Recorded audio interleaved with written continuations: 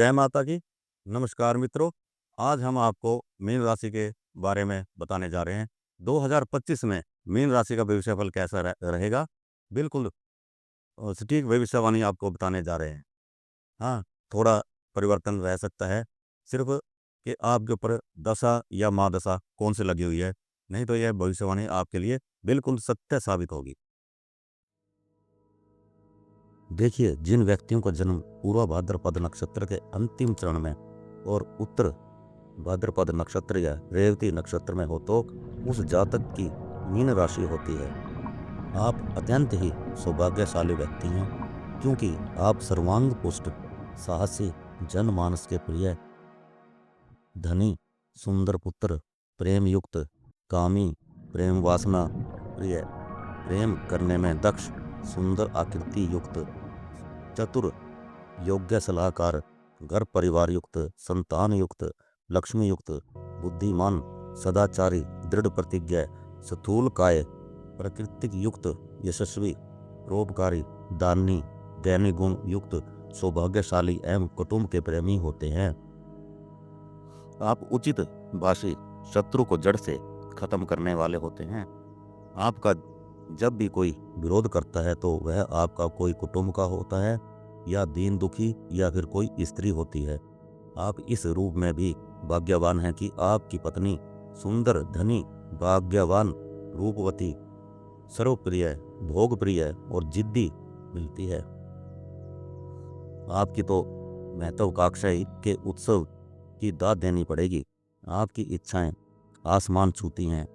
इस धरती से उठकर आप हौसले से हिमालय भी लांघ सकते हैं, परंतु परिस्थितियों ने कुछ घेराव किया है कि खुद के महल बनाए हुए गिरने लगते हैं।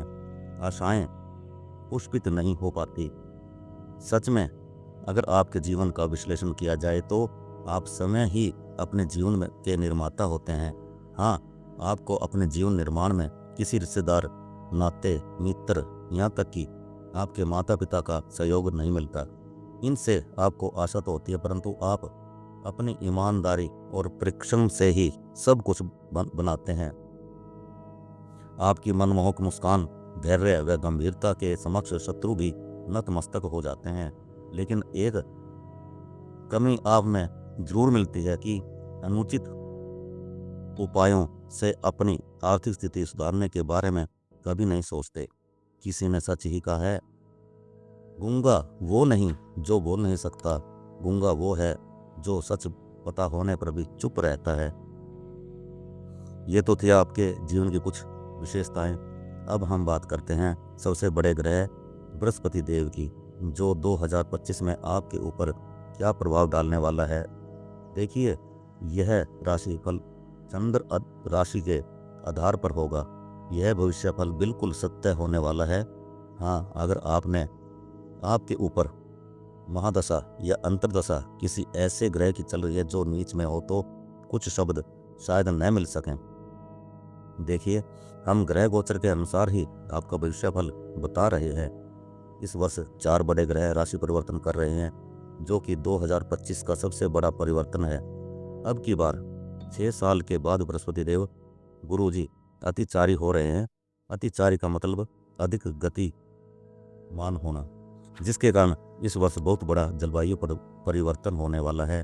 कोई बड़ी महामारी का संकेत मिल रहा है, जो कि सबसे ज़्यादा दुष्प्रभाव मीन राशि पर पड़ने जा रहा है।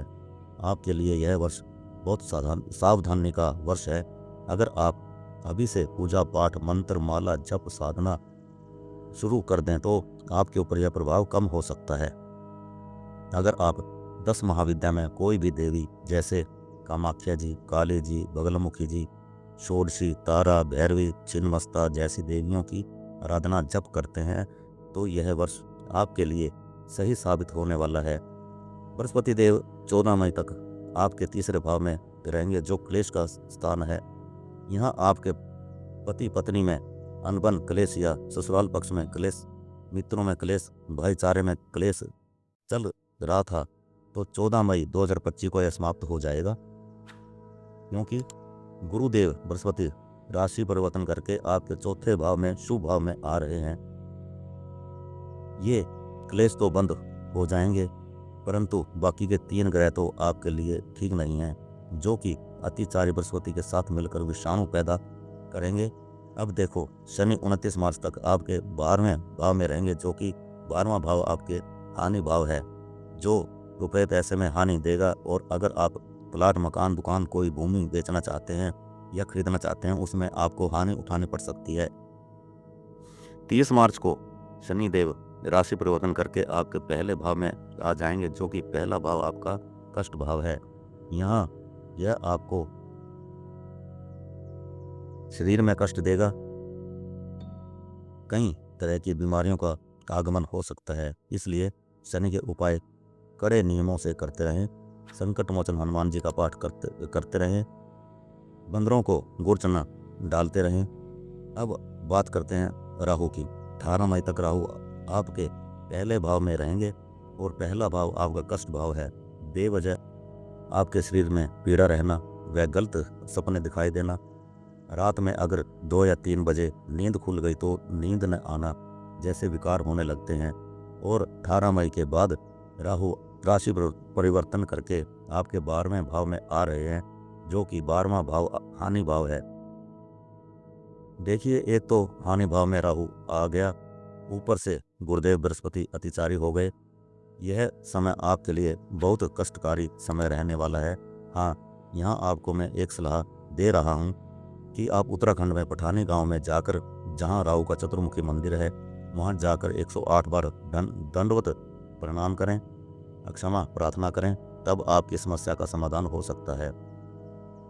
या आप राहु काल में छायादान देते रहें, तब भी कुछ राहत मिल सकती है। अब बात करते हैं केतु की। केतु 18 मई तक आपके 7वें भाव में रहेंगे। यह भाव भी कलह का भाव है। देखिए, आप अपनी वाणी में संयम रखें, किसी को कटु बात कहने से बचें, क्योंकि इस समय में लोग आपको बेवजह परेशान कर सकते हैं। अब तो आप कबीर जी का यह दोहा याद रखें, ऐसी वाणी बोलिए जो मन का आपा खोए, औरन को शीतल करे, आप भी शीतल होए। 18 मई के बाद केतु आपके 6ठे स्थान पर आ जाएंगे, जो कि यश भाव है। यहाँ आपको कुछ राहत मिल सकती है। जो मित्र आपसे रूठ गए थे, अब वो भी आपसे ठीक बोलने लगेंगे। यहाँ केतु आपके पूरे वर्ष रहेंगे, हालात कुछ सुधार में आएंगे। जो लोग बेवजह शत्रु की भूमिका निभा रहे थे, अब आपसे मीठी वाणी में बात करने लगेंगे और आप कोई लंबी धार्मिक यात्रा भी कर सकते हैं। आध्यात्मिक की ओर ध्यान लगेगा, दान पुण्य करने का मन करेगा, पूजा पाठ में भी मन लगेगा, धार्मिक कार्य होंगे। फिर भी यह वर्ष आपके लिए सावधानी का वर्ष है।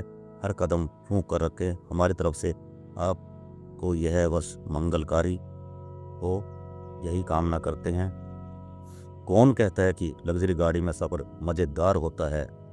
जिंदगी में अगर रिश्तेदार सच्चे हों और दोस्त अच्छे हों, जिंदगी पैदल भी मज़ेदार होती है। जय माता की। माता रानी आपके ऊपर अपना आशीर्वाद बनाए रखे।